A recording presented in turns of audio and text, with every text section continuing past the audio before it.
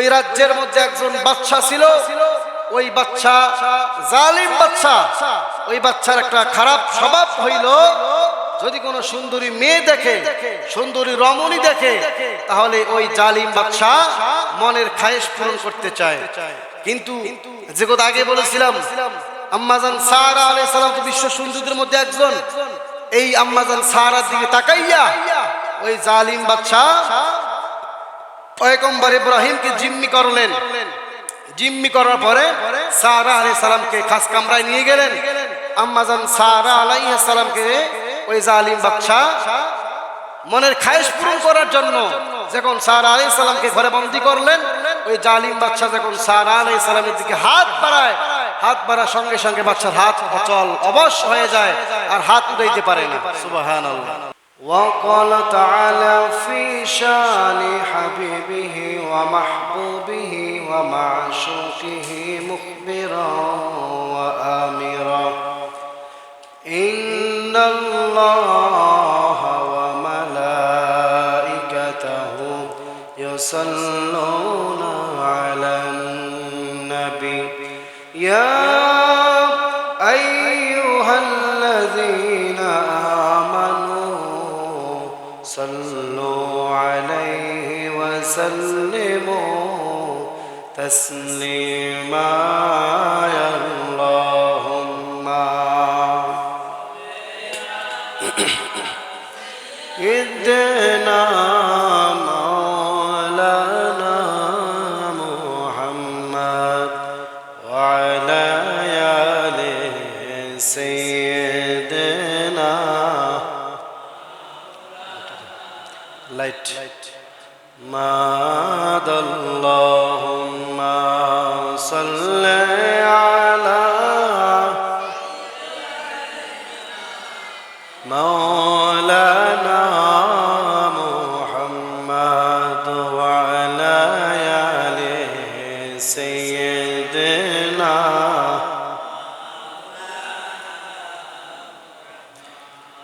কখন জানি ডাকা আসিবে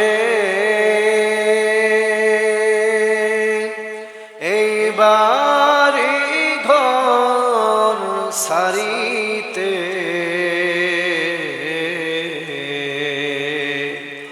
আপন পোশাক খুলে খুলে সাদা কাফন ফরিতে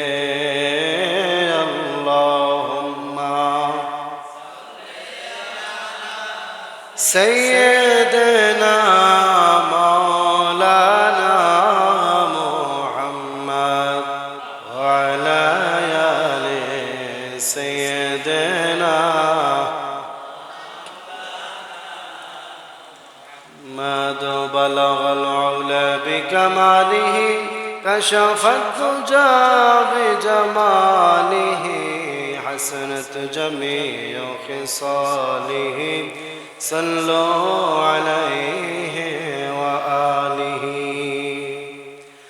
سبحانك لا علم لنا إلا ما علمتنا إنك أنت العليم الحكيم رب اشرح لي صدري ويسر لي أمري واحلل عقدة من لساني يفقه قولي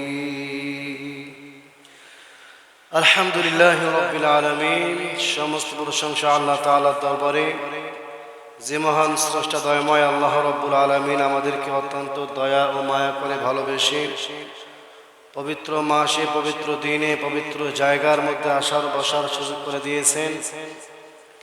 এজন্য শুকর আদায় অর্থে মুসলমান হিসাবে ঈমানের আওয়াজ উঁচু করে এক আওয়াজে উচ্চ কণ্ঠে সকলে মন খুলে মুখ ভরে বুক ভরে হৃদয়ের থেকে বলি আলহামদুলিল্লাহ। লক্ষ কোটি দরুদ ও সালাম সাইয়্যিদুল মুরসালিন রাহমাতুল্লিল আলামিন শাফিউল মুজনিবিন খাতামুন নবিয়্যিন সাইয়্যিদুস সাকালাইন ইমামুল মুরসালিন শফিক আযম রাসূল আকরাম হাবিব কিবরিয়া আশরাফুল আম্বিয়া সাইয়্যিদুল আম্বিয়া शफीए महशर हादी कौसर आका इनामदार मदीना का ताजदार आफ़ताब नबूवत फ़ख्र मौजूदात सय्यदुल मखलूक़ात जनाब हज़रत मुहम्मद रसूलुल्लाह सल्लल्लाहु अलैहि व आलिहि वसल्लम। সর্বোপরি শুকর যে মহান স্রষ্টা দয়াময় রব্বুল আলামিন আমাদেরকে সমাজের শত শত মানুষ থেকে যাচাই বাছাই করে আগে আগে মসজিদে আসার এবং বসার, কোরআন হাদিসের কিছু কথা আমাকে বলার এবং আপনাদেরকে শুনবার জন্য সুন্দর এই পরিবেশে আল্লাহ পাক কবুল করেছেন। আমরা সকলেই আরেকবার কালিমাতু শুকর আদায় করি, বলি আলহামদুলিল্লাহ।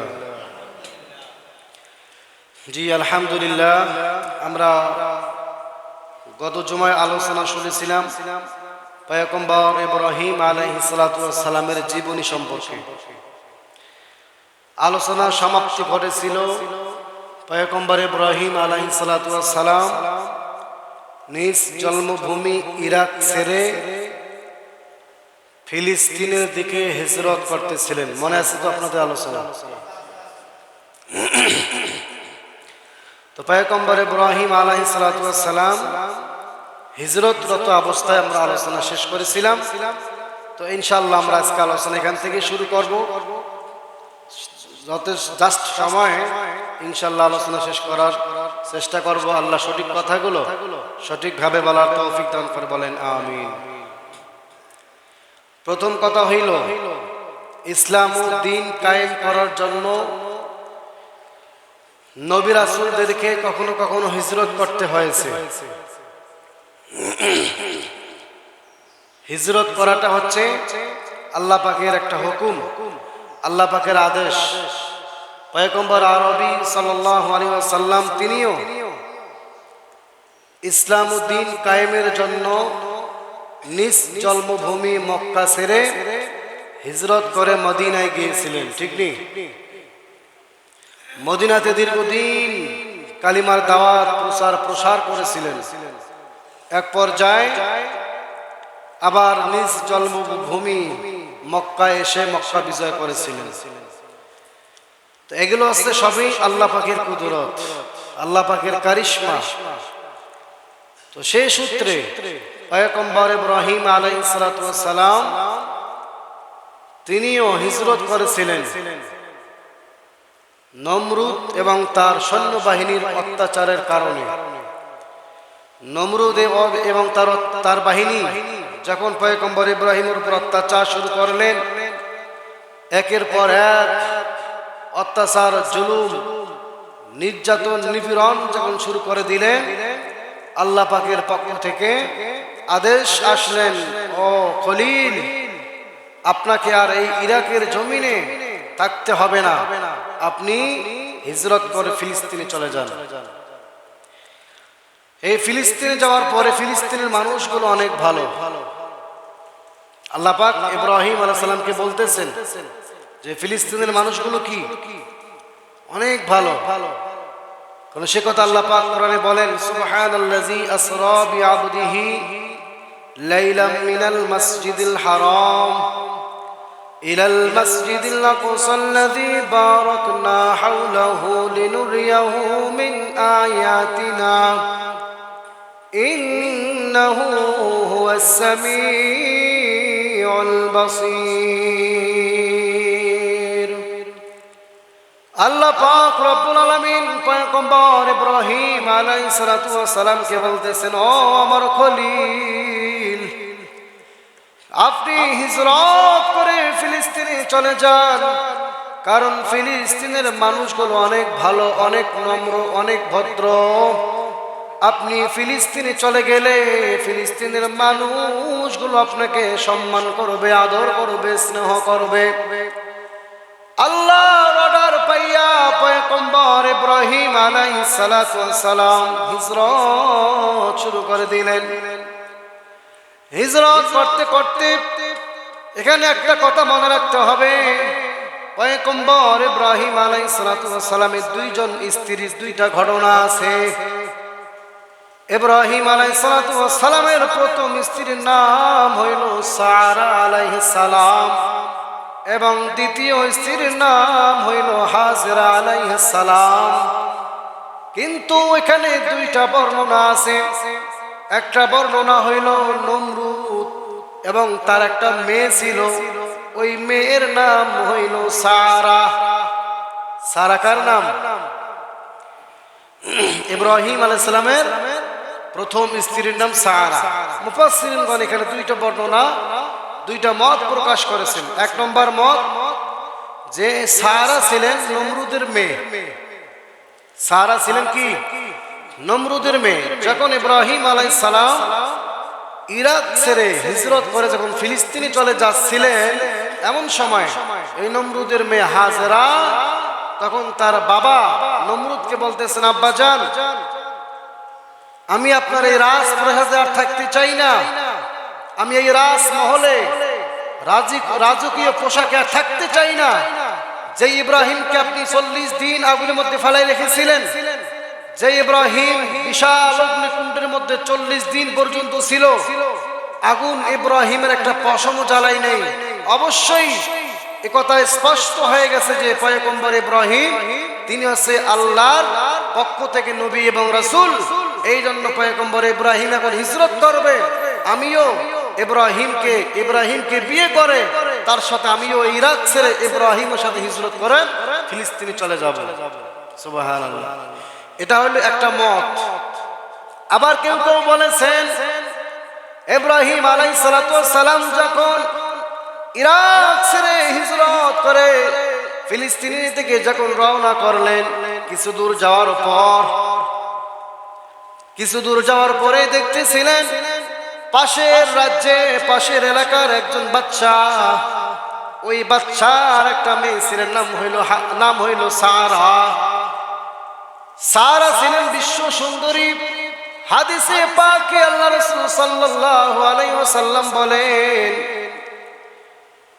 এই সৃষ্টি জগতের মাঝে দুইজন নারী ছিলেন সবথেকে সুন্দরী। কয়জন? দুইজন নারী সবথেকে সুন্দরী। এক নম্বর হইল আম্মাজান হাওয়া আলাইহিস সালাম, আদম আলাইহিস সালামের স্ত্রী, এবং দুই নম্বর বিশ্ব সুন্দরী হইলেন পয়গম্বর ইব্রাহিমের স্ত্রী আম্মাজান সারা আলাইহিস সালাম। কিন্তু ওই বাচ্চার মেয়ে সারা বিবাহের উপযুক্ত হইলেন, কিন্তু বিবাহের উপযুক্ত হওয়ার পর পাত্র খোঁজাখুঁজি করতেছিলেন, কিন্তু পাত্র খোঁজাখুঁজি পায় না। বাদশা নামদার অনেক যুবক বিবাহের উপযুক্ত হওয়া যুবককে তার মেয়ে সারার কাছে নিয়ে আসলেন, কিন্তু সারা কোনো যুবককে পছন্দ করেন না। বাদশা এক পর্যায়ে তার মেয়ের আশা পূরণ করার জন্য বাদশা সারা দেশে এলান করে দিলেন, আমার রাজ্যের মধ্যে যতগুলো বিবাহের উপযুক্ত যুবক আছো, তোমরা সকলেই আমার রাজপ্রাসাদে, তোমাদের সবাইরে দাওয়াত, তোমরা অমুক দিনে তোমরা সকলে আমার রাজপ্রাসাদে চলে আসবে। রাজার দাওয়াত পাইয়া সারা দেশের সমস্ত অবিবাহিত যুবক বাচ্চার মেয়েকে বিয়ে করার জন্য বাচ্চার বাড়িতে সিরিয়াল ধরে দাঁড়াই গেলেন। কিন্তু আল্লাহর কি কুদরত, আল্লাহর কি কারিশমা, যেই দিন ওই বাচ্চার মেয়েকে বিয়ে করার জন্য শত শত যুবক লাইন ধরে দাঁড়াইয়া গেছেন, ওই দিন পয়গম্বর ইব্রাহিম আলাইহিস সালাম যে হিজরত করে আসতেছিলেন, কিন্তু আস্তে আস্তে যেই দিন রাজার বাড়ির সামনে বিবাহের অনুষ্ঠান, বিবাহের জন্য যুবকরা লাইন ধরে সিরিয়াল ধরে দাঁড়ানো, ওই দিন পয়গম্বর ইব্রাহিম ওই বাচ্চার রাজার রাজমহলের সামনে দিয়ে হেঁটে হেঁটে হিজরত করতেছিলেন। কিন্তু পয়গম্বর ইব্রাহিম ওই যুবকদেরকে বলতেছেন, ও আমার যুবক ভাইরা, তোমরা এত মানুষের সমাগম কেন? কি হয়েছে এখানে? কি ব্যাপার আমাকে বলতে পারো কি? যুবকরা বলতেছেন, ও পয়গম্বর ইব্রাহিম, আমরা সকলেই বাচ্চার মেয়েকে বিয়ে করার জন্য কেন উপস্থিত হয়েছি? আমরা সকলেই বাদশার মেয়েকে বিয়ে করার জন্য উপস্থিত হয়েছি। ইব্রাহিম বলে এতগুলো যুবক কেন? তা একটা যুবকে না বিয়ে করবে, এতগুলো যুবক কেন? যুবকরা বলতেছেন ও পয়গম্বর, এখানে এত যুবক আসার কারণ বাচ্চার মেয়ে যেই যুবককে পছন্দ করবে ওই যুবককে বাচ্চার মেয়ে বিয়ে করবে। বাচ্চার মেয়েকে বিয়ে করার জন্য সব যুবক কি করছে? লাইন ধরে দাঁড়াই গেছে। কেউ বা ফুলের তোড়া নিয়ে, কেউ বা সুন্দর সুন্দর গিফট নিয়ে দাঁড়াইছে, কেউ বা টাকার বান্ডিল নিয়ে দাঁড়াইছে। কারণ বাচ্চার মেয়ে তো সুন্দর সুন্দর পোশাক, সুন্দর সুন্দর পোশাক আশাক পয়রা, রাজকীয় পোশাক পয়রা সিরিয়ালে দাঁড়াই গেছে। কিন্তু পয়গম্বর ইব্রাহিম, আল্লাহর কি কুদরত, ওই দিন পয়গম্বর ইব্রাহিম ওই রাজার বাড়ির সামনে দিয়ে যাইতেছে, দেখতেছে আয়োজন। কথা বুঝতেছেন না আমার? তো পয়গম্বর ইব্রাহিম আলাইহিস সালাতু ওয়াস সালাম আল্লাহর কাছে অনুমতি চাইলেন, আল্লাহ আমিও তো অবিবাহিত, আমিও তো এখনো বিয়া করি নাই, ও মালিক আপনি যদি হুকুম দেন তাহলে আমি ওই লাইনে দাঁড়াইয়া যাই। আল্লাহ পয়গম্বর ইব্রাহিমকে ডাকতে বলে, ও আমার খলিল, আপনাকে এই লাইনে দাঁড় করার জন্যই আমি আল্লাহ আপনাকে হিজরত করে এই জায়গা পর্যন্ত নিয়ে আসছি। সুবহানাল্লাহ। কথা বুঝছেন নি? পয়গম্বর ইব্রাহিমকে আল্লাহ পাক রব্বুল আলামিন এই লাইনে দাঁড় করার জন্যই আল্লাহ পাক হিজরত করে পয়গম্বর ইব্রাহিমকে এখানে নিয়ে আসছেন। তো পয়গম্বর ইব্রাহিম লাইনে দাঁড়াই গেলেন। লাইনে দাঁড়ার পরে বাচ্চার মেয়ে ওদিকে সাজগোজ করতেছেন। বাস সাজগোজ করতে করতে বাচ্চার মেয়ে সারা তার বান্ধবীদেরকে বলতেছেন, ও আমার বান্ধবীরা, সব থেকে মজার কথা হইল ওই সারা কিন্তু দীর্ঘদিন ধরে স্বপ্নে দেখতেছিল ইব্রাহিম আলাইহিস সালাতু ওয়াস সালামের চেহারা। সারা ঘুমের ঘরে প্রতিনিয়ত স্বপ্নে দেখেন ইব্রাহিমের সুন্দর চেহারা। এই জন্য সারা কোনো যুবককে পছন্দ করে না, কারণ সারার মনের কথা হইল আমি যেই যুবককে স্বপ্নে দেখেছি বারবার ওই যুবককে আমি বিয়ে করতে চাই। এই জন্য সারা কোনো যুবককে পছন্দ করে না। কিন্তু যেদিন আয়োজন সেদিন সারা আলাইহিস সালাম তার সকল বান্ধবীদেরকে বলতেছেন, ও আমার বান্ধবীরা, আমার মন বলতেছে আজকে এই সবার ভিড়ে, এই যুবকদের সমাগমের ভিতরে হয়তোবা আমার সেই স্বপ্নের রাজকুমার, সেই স্বপ্নের রাজকুমার রাজ যুবক মনে হয় এই ভিড়ের কোথাও লুকানো আছে। তোমরা আমাকে সুন্দর করে সাজগোজ করে দাও, আমার সেই স্বপ্নের রাজকুমার মনে আজকে আমাদের এখানে এসেছে, তার সাথে আমার সাক্ষাৎ হয়ে যাবে। তো বান্ধবীরা সারা আলাইহিস সালামকে তখন সাজগোজ করে দিলেন। সাজগোজ করে দেওয়ার পরে ওই সারা আলাইহিস সালাম তখন যুবকদের লাইনে দাঁড়াইলেন, সুন্দর করে একটা উঁচু জায়গা মতো দাঁড়াইলেন। দাঁড়াইয়ে দেখতেছেন এক নজরে ডাইরেক্ট পয়গম্বর ইব্রাহিম আলাইহিস সালাতু ওয়াস সালামের চেহারার দিকে নজর পড়ে গেছে। সুবহানাল্লাহ। এই সারা আলাইহিস সালাম দৌড় দিয়ে সকল যুবককে ওভারটেক করে দৌড় দিয়ে পয়গম্বর ইব্রাহিমের সামনে দাঁড়িয়ে বলতেছেন, আনতা ইব্রাহিম, আপনি কি ইব্রাহিম? বলতেছেন, হ্যাঁ আমি ইব্রাহিম। সারা বলতেছেন, আমি আপনাকেই আজকে দীর্ঘদিন ধরে স্বপ্ন দেখেছিলাম, আপনাকে পাওয়ার জন্য আমি বেকার হয়ে আছি। আল্লাহ আজকে আপনাকে আমার জন্য কবুল করেছেন, আমি আপনাকে বিবাহ করব, আপনার স্ত্রী হিসাবে আমি স্ত্রী হতে চাই, আপনি আমাকে স্ত্রী হিসাবে কবুল করুন। পয়গম্বর ইব্রাহিম আলাইহিস সালাম তখন আম্মা জান হাজরা আলাইহিস সালামকে এখানে বিবাহ করলেন। বিবাহ করার পরে বলতেছেন, হাজরা না সারা, তুমি আমাকে বিয়ে করেছো তো ঠিক আছে, কিন্তু আমি কিন্তু মুহাজির, আমি তোমার এই রাজপ্রাসাদে থাকতে পারবো না, আমি হিজরতরত অবস্থায় আছি।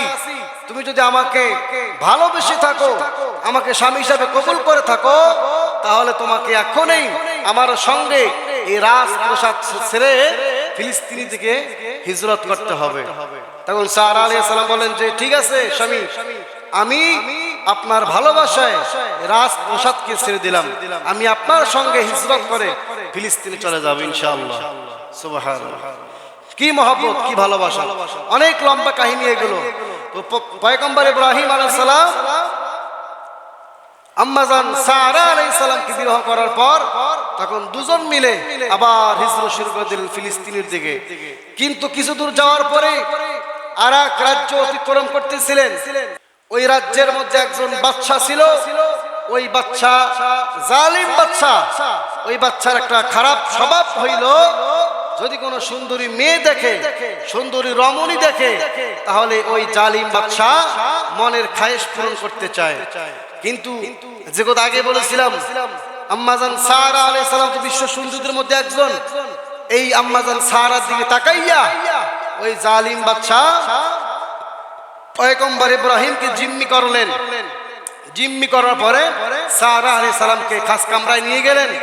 আম্মাজান সারা আলাইহিস সালামকে ওই জালিম বাদশা মনের খায়েশ পূরণ করার জন্য যখন সারা আলাইহিস সালামকে ঘরে বন্দী করলেন, ওই জালিম বাদশা যখন সারা আলাইহিস সালামের দিকে হাত বাড়ায়, হাত বাড়ার সঙ্গে সঙ্গে বাদশার হাত অচল অবশ হয়ে যায়, আর হাত উঠাইতে পারে না। সুবহানাল্লাহ।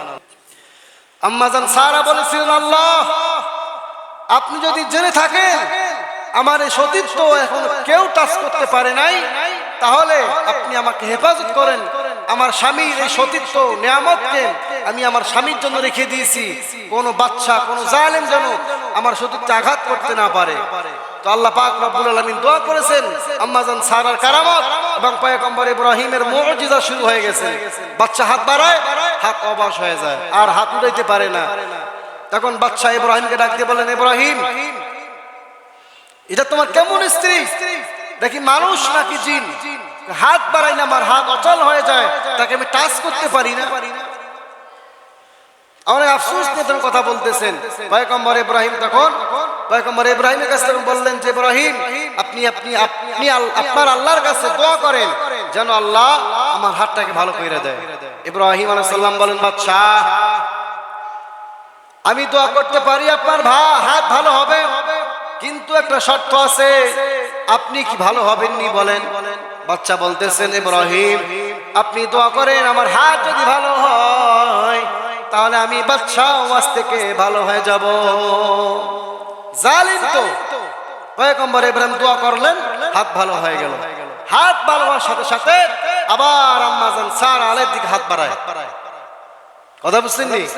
আবার যখন হাত বাড়ায় তখন আবার হাত অবশ হয়ে যায়। তখন আবার বলতেছে, ইব্রাহিম, আপনি দোয়া করেন আল্লাহ যেন আমার হাত ভালো করে দেয়। পয়গম্বর ইব্রাহিম আবার দোয়া করলেন, হাত ভালো হয়ে গেল। এভাবে তিনবার করলেন। তো শেষ পর্যন্ত বাদশা আর না পেরে পয়গম্বর ইব্রাহিমকে বলতেছেন, ইব্রাহিম, আপনার আল্লাহ আপনাকে আসলে অনেক ভালোবাসে। আমি ছিলাম একজন জালিম, আমি একজন নাফরমান, কিন্তু পয়গম্বর ইব্রাহিম, আমার একটা মেয়ে আছে। আপনার এই কার্যক্রম দেখে আমার খুব খুশি হয়ে গেছি, কিন্তু আমার যে মেয়ে আছে ওই মেয়ের নাম হলো হাজর।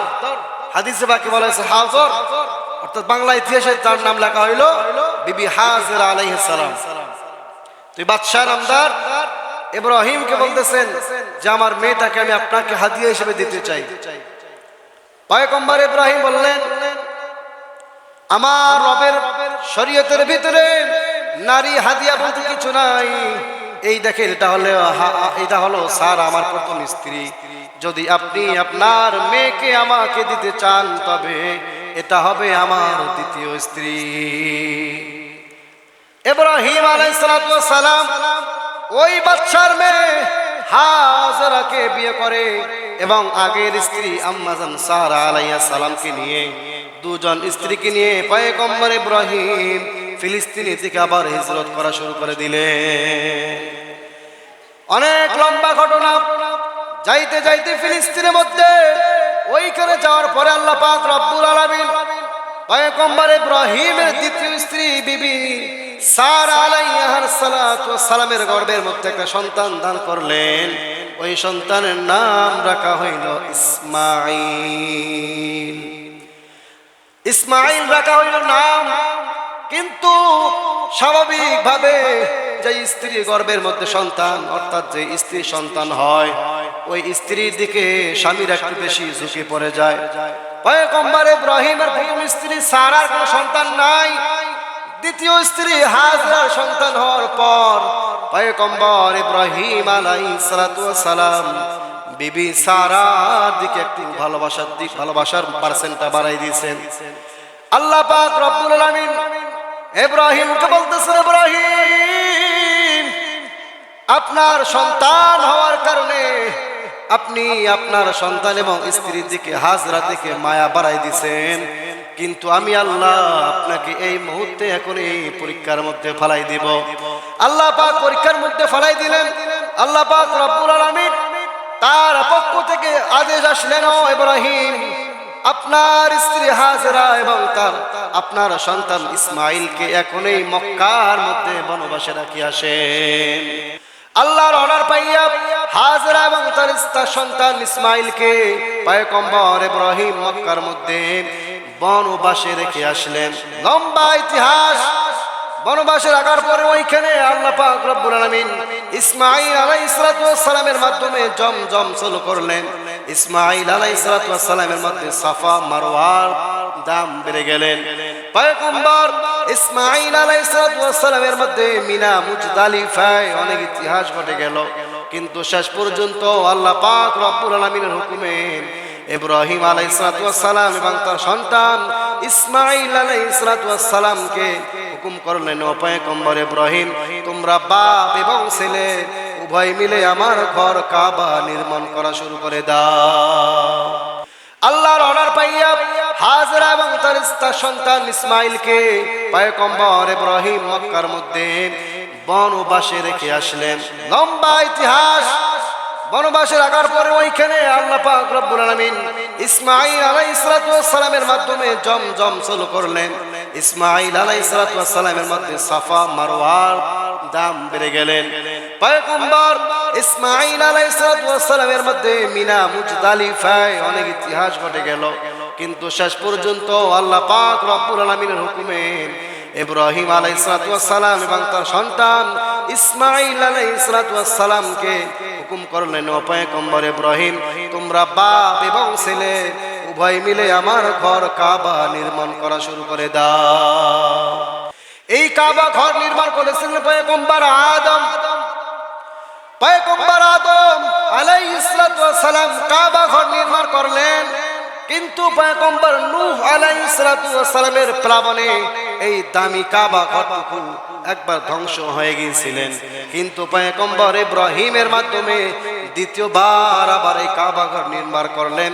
পয়গম্বর ইব্রাহিম হইলেন রাজমিস্ত্রি এবং ইসমাইল আলাইহিস সালাতু ওয়াস সালাম হলেন তার যোগালী।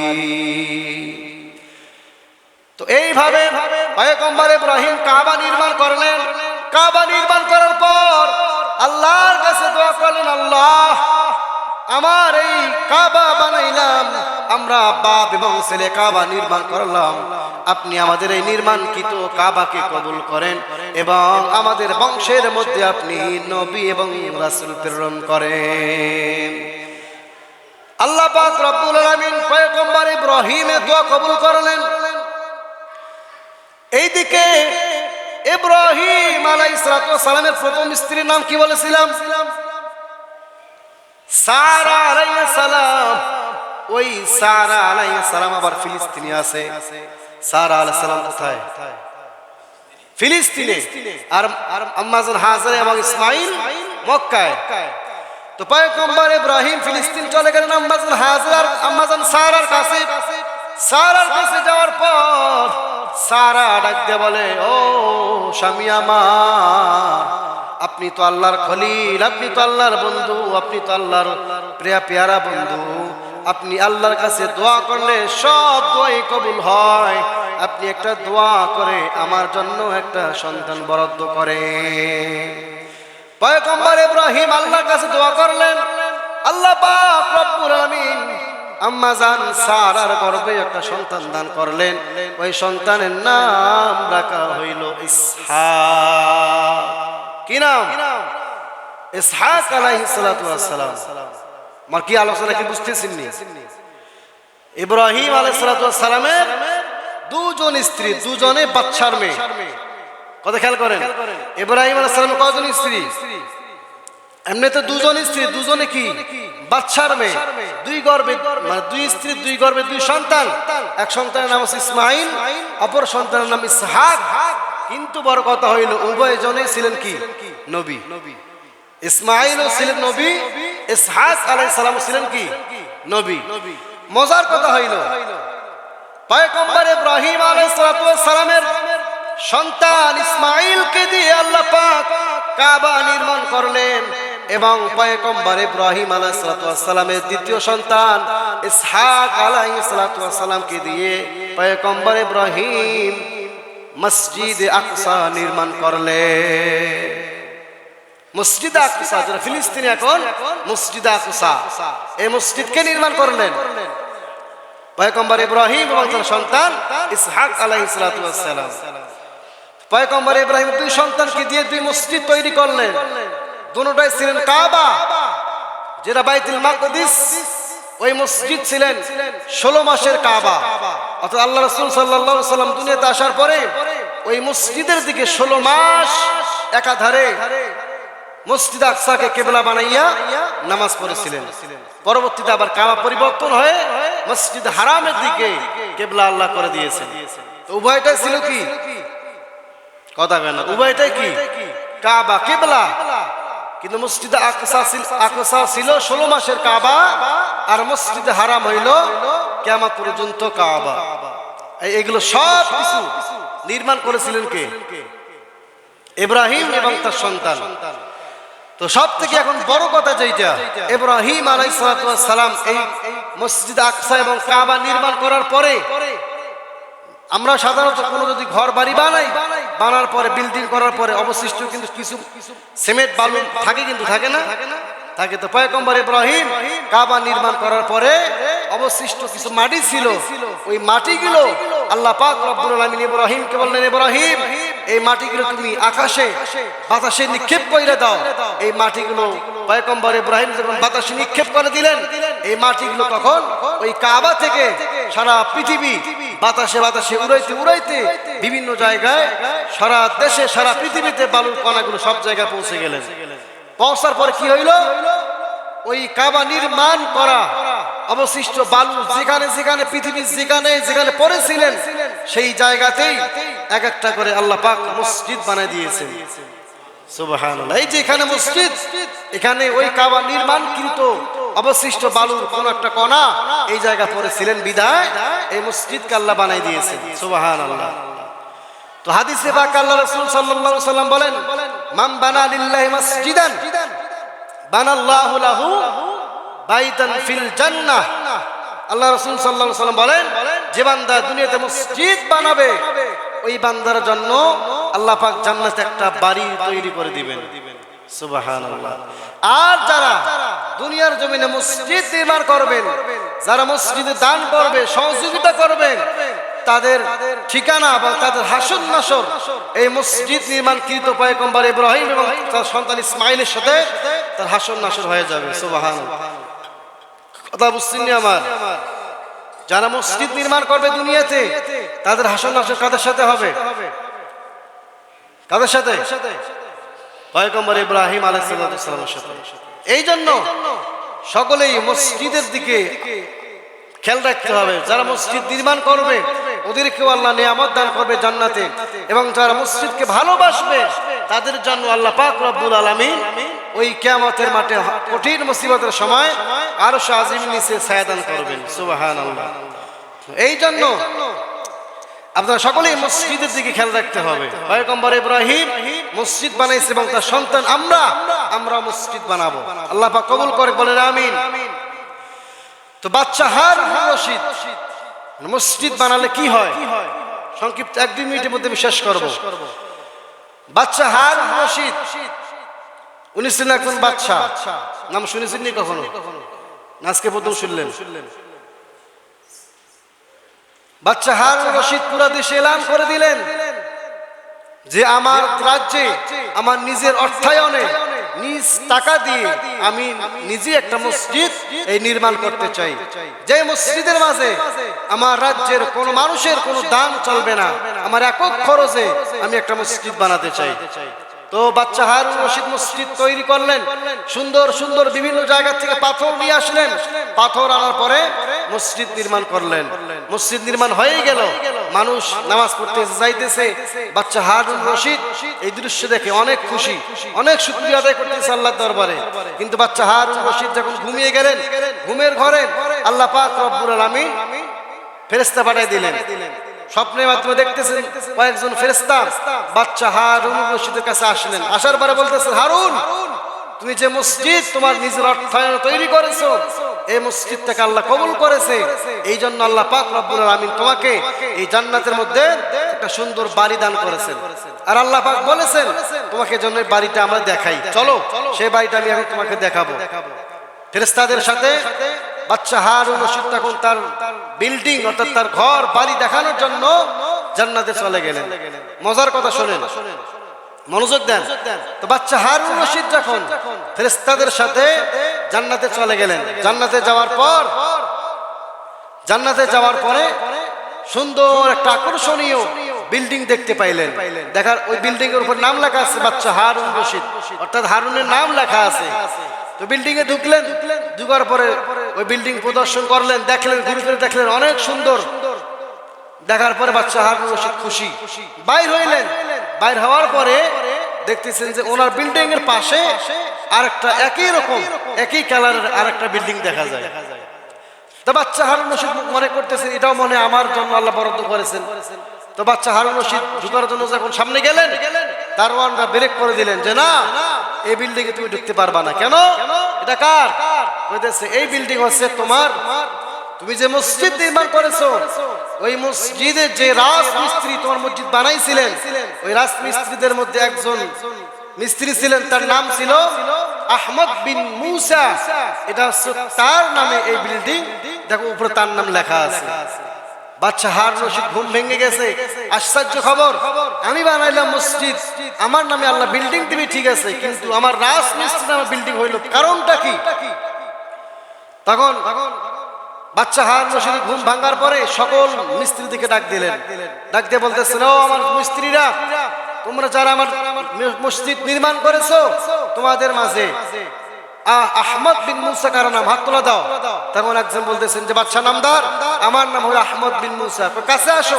কাছে ডাকার পরে বলতেছেন, আমার মসজিদ নির্মাণ তো আমি একক খরচে তৈরি করেছিলাম, কিন্তু এই মসজিদে তুমি কি কিছু দান করেছো কিনা?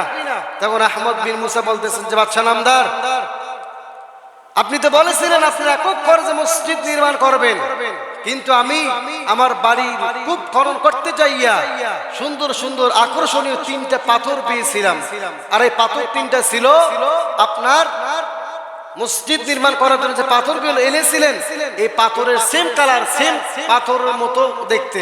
এই জন্য আমার খুব খননকৃত এই তিনটা পাথর কি করলাম, রাতের আধারে তিনটা পাথর আমি কষ্ট কইরা আপনার এই মসজিদ নির্মাণকৃত পাথরের স্তূপে রেখে দিলাম। আমার এই পাথরগুলো আপনার এই মসজিদের কাজে লেগে গিয়েছে। তো বাচ্চা হারুন রশিদ ওই আহমদ বিন মুসাকে তখন বুকে জড়িয়ে নিলেন, জড়িয়ে বলতেছেন, ভাই, আমি এত টাকা খরচ করে এই মসজিদ নির্মাণ করে যে বিল্ডিং পেয়েছি জান্নাতে, তুমি তিনটা পাথর এই মসজিদে দান করার কারণে তোমারও সমপরিমাণ জান্নাতে আল্লাহ পাক তোমাকে সমপরিমাণ একটা বিল্ডিং দান করেছেন। সুবহানাল্লাহ। তো এই জন্য এখান থেকে আমাদের শিক্ষা হবে, মসজিদে যারা দান করবে, যদি দানটা ইখলাসের সাথে হয়, ইখলাসপূর্ণ দান হয়, যদিও সেটা ছোট দান হয়, যদিও কি যদি দানটা ছোট হয়, কিন্তু ইখলাস যদি থাকে, এর বিনিময়ে আল্লাহ পাক রব্বুল আলামিন অবশ্যই অবশ্যই এই দানের ওসিলায় জান্নাতে আপনার নামে একটা বিল্ডিং বরাদ্দ করে দিবেন।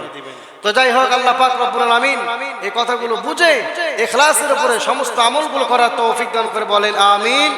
ওয়া আখির দাওয়ানা আলহামদুলিল্লাহি রাব্বিল আলামিন।